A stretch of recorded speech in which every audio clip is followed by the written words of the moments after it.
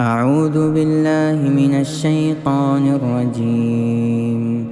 بسم الله الرحمن الرحيم.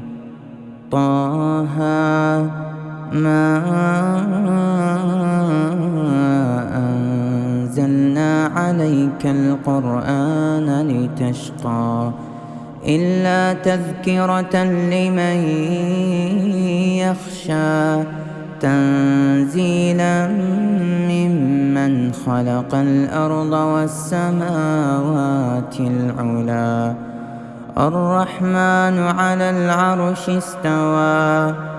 له ما في السماوات وما في الأرض وما بينهما وما تحت الثرى وإن تجهر بالقول فإنه يعلم السر وأخفى الله لا إله إلا هو له الأسماء الحسنى وهل أتاك حديث موسى إذ رأى نارا فقال لأهلهم كثوا إني آنست نارا لعلي آتيكم منها بقبس أو أجد على النار هدى فلما أتاها نودي يا موسى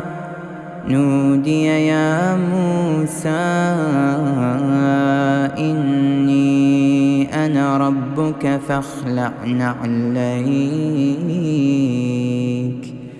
إنك بالواد المقدس طوى وأنا اخترتك فاستمع لما يوحى إنني أنا الله لا إله إلا أنا فاعبدني وأقم الصلاة لذكري إن الساعة آتية أكاد أخفيها لتجزى كل نفس بما تسعى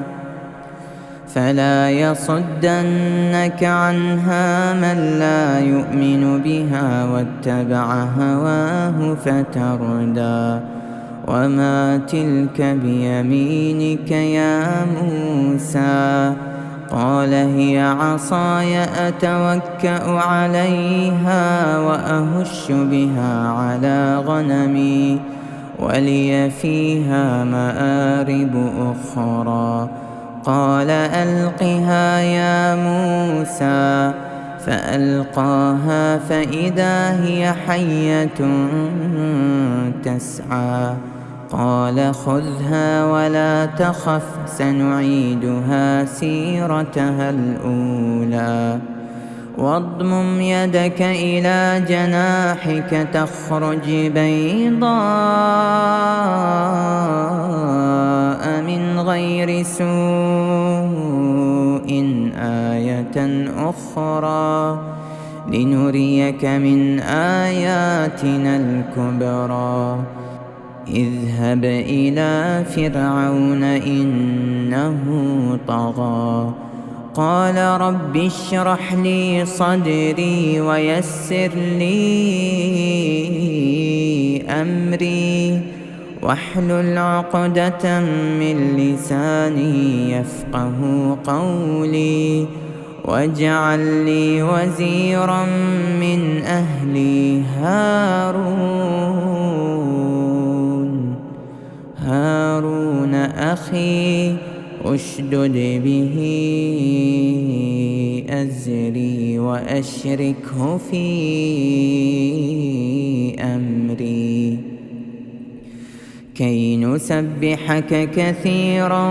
ونذكرك كثيرا إنك كنت بنا بصيرا